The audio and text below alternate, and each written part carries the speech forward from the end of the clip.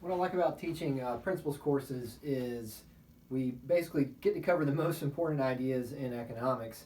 And it's amazing to me that this late in the semester, we're just now introducing one of the biggest ideas in all of the field, which is market failures. Okay, market failures refers to the fact that markets don't always lead to an outcome that is best for society.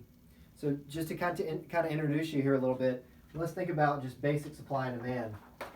In this chapter, that's what we'll be using is regular supply and demand, like we did with perfect competition. Okay, it's just a way to introduce these concepts.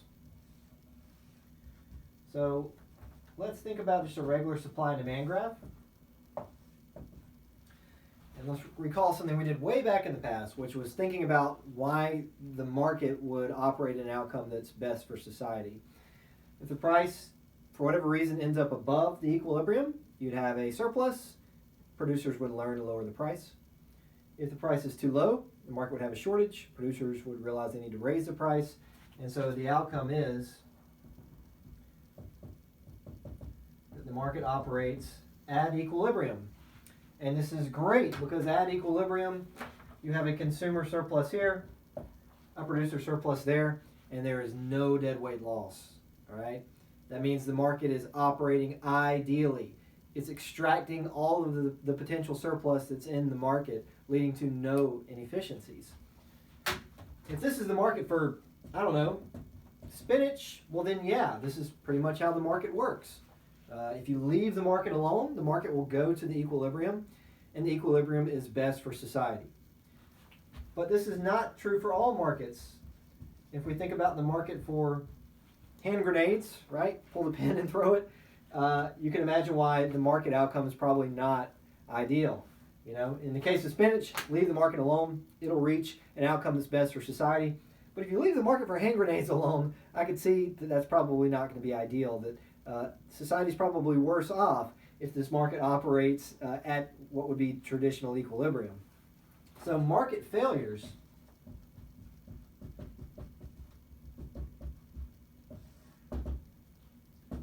refers to a situation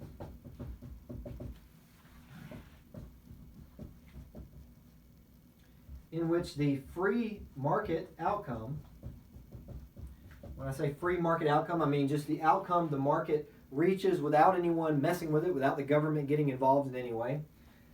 A situation in which the free market outcome is not the best case scenario for society.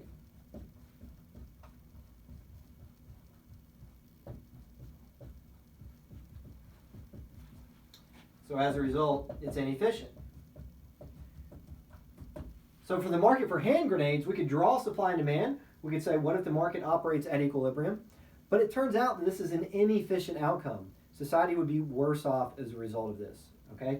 We're going to talk about many types of market failures in this chapter. We'll spend the most amount of time on something called externalities, which we're going to introduce right now. But then we'll talk about other types of market failures that exist. And the outcome here is that in these markets that we're going to be talking about, you'll see that in each case, the government needs to get involved. And so a lot of times it seems like in economics, you know, we talk a lot about how the government doesn't need to get involved. That the government can just leave its hands off, right? That's the idea of laissez-faire economics. Well, it turns out these market failures are actually quite common. So there are many times where there's a reason for the government to get involved in markets, okay? And that's what this chapter is about. The government figuring out a way to actually improve the way markets operate. So the first type of market failure we're going to talk about is externalities.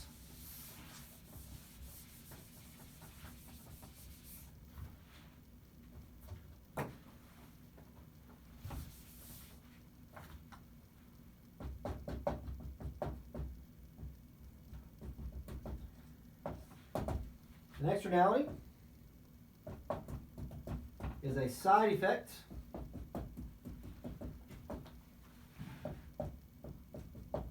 of an action, such as production or consumption,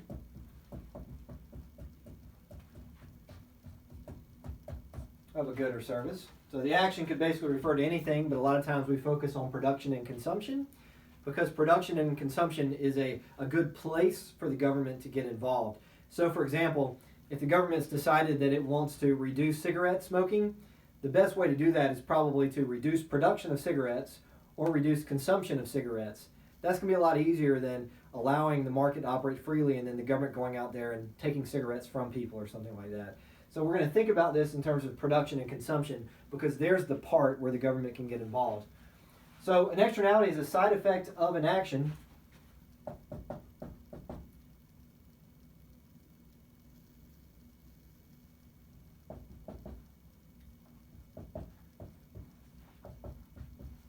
that affects bystanders in some way. Okay? It affects people that aren't in the choice. All right? So if we think about the market for hand grenades, I'll just give you my opinion on it. I don't want people buying hand grenades. If people buy hand grenades, I will feel less safe. Is that a reasonable fear or not? I don't know, but I don't want them. I don't want hand grenades. So I would be willing to pay to stop other people from buying hand grenades. All right? So I'm a bystander in the sense that there's nothing I can do to stop people from producing or consuming hand grenades, but it still affects me. This is very different from the market for spinach. In the market for spinach, if someone buys or produces spinach, it has no effect on me. So it's just irrelevant. But in the case of hand grenades, it affects me as a bystander in a negative way.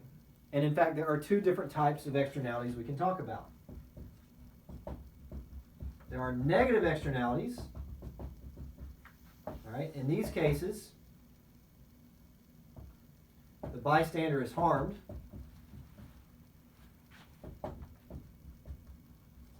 Okay? And then there are also positive externalities.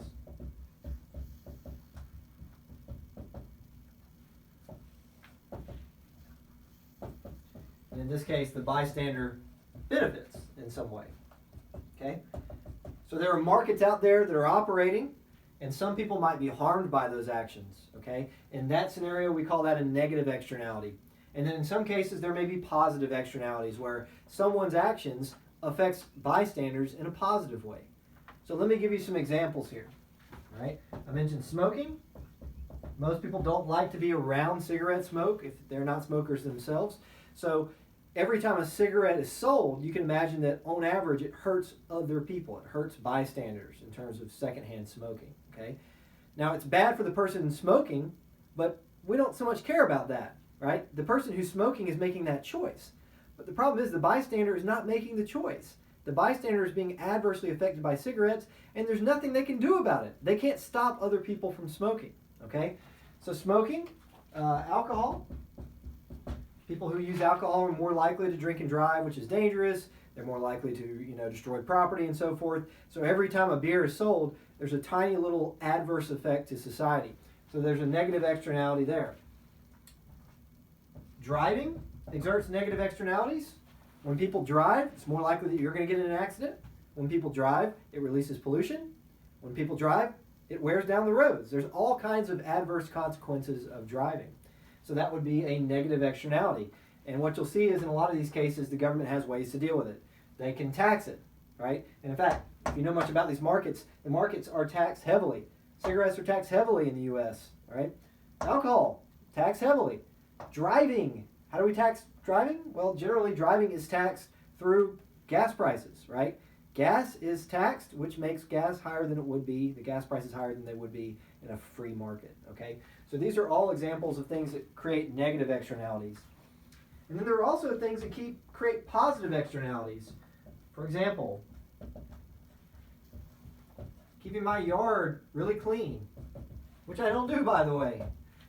That's a positive externality. If I keep my yard really clean, other people can enjoy the fact that they can look at my clean yard. It increases property values for those around me, and people just generally like it. The problem is, in this scenario, my neighbors are bystanders. If I keep my yard really unkept, if I don't mow my lawn, there's nothing they can do about it, right? So they would benefit from me cutting the lawn, but the problem is it's very hard for them to figure out a way to make that reward happen. It's hard for them to figure out a way to get me to cut my grass. So there might be a reason for the government to step in. And you may actually know that there are ways for the government to step in. A lot of times neighborhoods will have covenants about keeping your grass mowed. If you don't keep your grass mowed, you can be punished in some way. You can be have to pay a fee. So that's sort of a neighborhood government arising to fix these types of problems. Education, very famous type of positive externality. If you go to college, all right, that benefits the rest of society. If you go to college, you're more likely to raise educated kids. You're more likely to develop something that's very positive for society. You're more likely to pay more taxes. There's all kinds of benefits there. The problem is, if just you are deciding whether or not you're going to college, you may not go to college, even though society would really be better off if you did. So what does the government do to try to get people to go to college? They give scholarships, right? They give interest-free loans. Up until, kids are 16, they force you to go, right? You don't even have a choice. You have to go because it's believed that the positive externalities are so large. So the idea here is the government needs to figure out a way to discourage these behaviors. A lot of times that's through taxes, all right, or outright illegalization. And for things that exert positive externalities, the government needs to figure out a way to encourage these activities. A lot of times that's through subsidies or mandates. So that's the introduction to externalities. In the next video, we're going to think about this graphically.